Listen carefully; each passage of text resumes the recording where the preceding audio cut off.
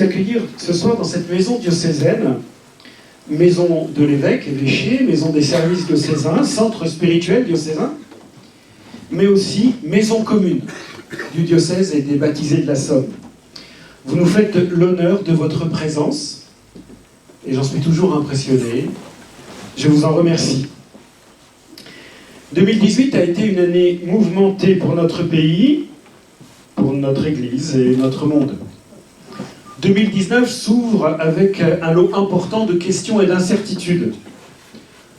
Les Gilets jaunes, leurs revendications et ce que ces événements signifient de fracture dans la société française et de fatigue de notre démocratie, la mondialisation folle et son lot récurrent d'exclus, l'avenir de l'Europe auquel le Brexit et les élections du printemps nous confrontent, l'émergence sur tous les continents de nouvelles figures politiques en rupture forte avec leurs prédécesseurs, la situation internationale et ses apparentes impasses. Comment ne pas penser tout particulièrement au Congo démocratique et à la Centrafrique dont des clercs et religieux sont en mission dans notre diocèse. Les trop maigres résultats de la COP24 et l'urgence de ce que le pape François appelle l'écologie intégrale, la question migratoire qui continue à se poser avec une singulière acuité, sans oublier les questions de bioéthique et de fin de vie, et je pourrais continuer. Autant de questions qui ne peuvent être passées en pertes et profits ni par la société, ni par l'État, ni par la communauté catholique. Et tous, nous nous sentons souvent si démunis. C'est pourtant bien dans ce monde-là que nous vivons, et dans ce monde que les chrétiens sont appelés à témoigner de l'Évangile. Et ce monde, pour nous, il a le visage de cette terre de Somme que j'ai appris à aimer. Dans cette situation, pour vous présenter mes vœux, je désire emprunter le chemin ouvert par le synode diocésain qui s'est tenu l'an dernier. Pour ceux qui ne sont pas habitués à nos vocabulaires et structures, 5500 chrétiens se sont retrouvés dans une démarche pour discerner et l'avenir du diocèse à l'aune de l'Évangile et de l'Esprit Saint en tenant compte de l'histoire et des réalités du diocèse. Et de ces équipes sont des propositions qui ont été travaillées à nouveau par des délégués, qui ont été soumises, qui ont donné des décisions pour le diocèse. Dans cette situation, donc, pour vous présenter mes vœux, je désire emprunter le chemin ouvert par le synode diocésain. La priorité pastorale que j'ai reçue du Seigneur par les baptisés, pour les chrétiens et les habitants de la Somme, est celle de la fraternité, comme fraternité missionnaire. Je voudrais donc vous proposer à tous, vous présenter, à tous, des vœux de fraternité. Pour chacun de vous, personnellement, dans ce qui fait vos vies, dans les relations qui vous sont chères, dans toutes les activités qui sont les vôtres, pour les communautés chrétiennes de la Somme, invitées à vivre, entre autres les communautés catholiques, entre autres choses par la mise en œuvre de fraternité de proximité, mais aussi, je vous présente des vœux de fraternité pour notre pays. Comment faire pour que ces vœux ne soient pas seulement des vœux piétés pour lesquels nous sommes par ailleurs spécialistes, mais comment faire pour que ces vœux ne soient pas seulement des vœux pieux? L'un des éléments forts de la crise des Gilets jaunes est l'épreuve très rude de la solitude que vivent un certain nombre de nos concitoyens. J'ai entendu. Mais nous sommes venus parce que nous sommes seuls, indépendamment de toute revendication sur les ronds-points. Solitude d'autant plus forte quand ces personnes vivent dans des territoires qu'elles ressentent comme abandonnés par la République. Le libéralisme, l'ultralibéralisme consumériste se nourrit de l'isolement des personnes et de manière sournoise mais réelle sape méthodiquement les solidarités humaines. La question du sens profond de la vie et de la possibilité même de la fraternité se pose de plus en plus fortement. La fraternité est-elle vraiment possible? La crise des Gilets jaunes manifeste aussi un très gros déficit de dialogue dans la société française aujourd'hui.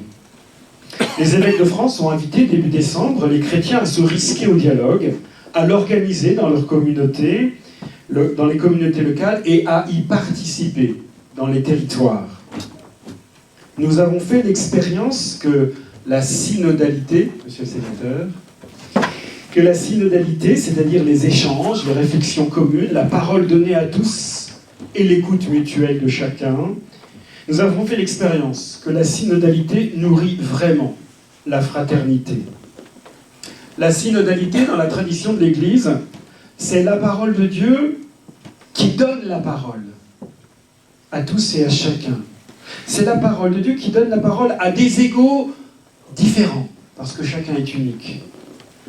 C'est l'écoute du tout autre et des appels de l'Esprit Saint vécus dans l'écoute des uns des autres à l'horizon du bien commun. Pour un chrétien, nulle écoute de Dieu n'est possible sans passer par l'écoute des uns et des autres à l'horizon du bien commun. Je souhaite que cette expérience que nous avons faite progresse dans notre fonctionnement ecclésial habituel. Cela nous aidera aussi à être acteurs d'un dialogue frais et authentique dans notre société. Il y a là quelque chose de fondamental pour vivre la fraternité. Elle ne peut se vivre qu'en se recevant dans un dialogue qui ouvre à plus grand, à une altérité fondatrice, qu'on lui donne ou non le nom de Dieu. Nul ne peut devenir frère ou sœur s'il ne se reçoit pas comme fils ou fille, s'il ne reconnaît pas des liens plus grands que nous, qui pourtant nous rassemblent. Au-delà des croyances et des appartenances, ce sont pour tous les liens d'une humanité toujours en mouvement, certes, mais qu'on ne peut cependant manipuler à souhait, qui nous appelle autant qu'elle nous précède. Pour nous chrétiens, ces liens ont un visage, celui du Christ, le Fils de Dieu, qui se fait frère, qui se fait notre frère en tout jusque dans la mort, faisant ainsi de nous ses frères et sœurs, pour nous faire participer à sa filiation et nous transmettre, dans la grâce de sa résurrection et le don de l'Esprit, la vie même de Dieu. Sa force d'humanité, c'est la fine pointe de l'Évangile. Dieu veut nous transmettre sa force d'humanité et sa grâce de fraternité.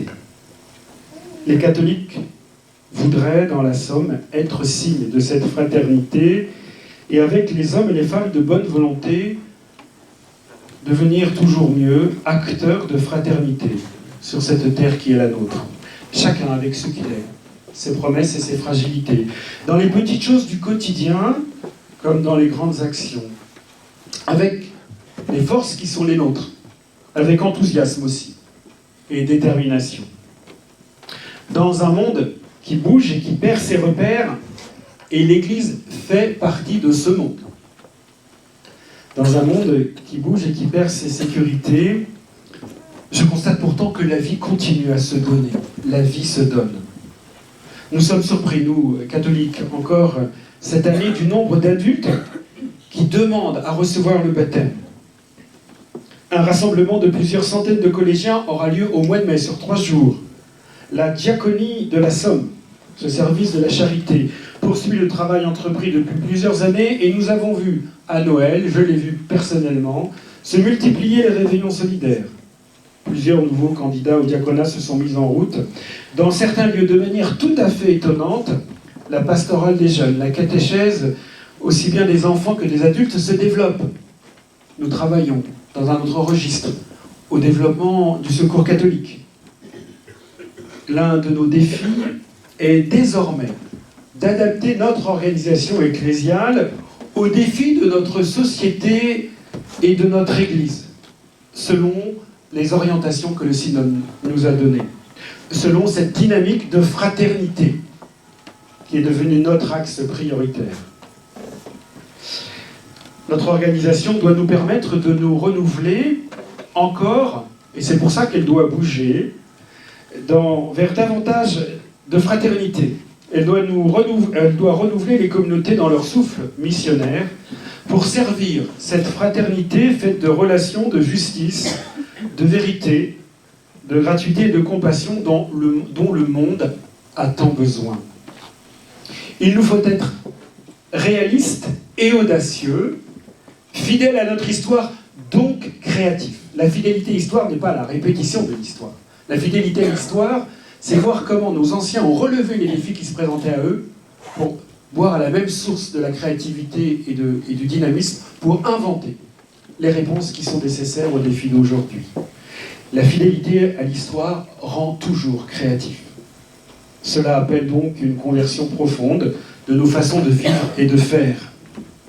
J'ai demandé hier aux prêtres et aux diacres de la Somme, et je demande à tous les catholiques du diocèse de s'engager résolument dans cette dynamique fraternelle beaucoup plus profonde qu'une utilisation seulement affective et trop facile de ce mot peut parfois laisser entendre.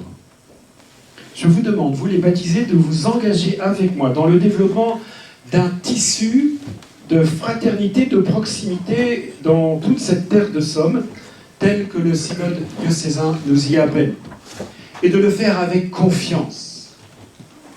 Nous avons des peurs.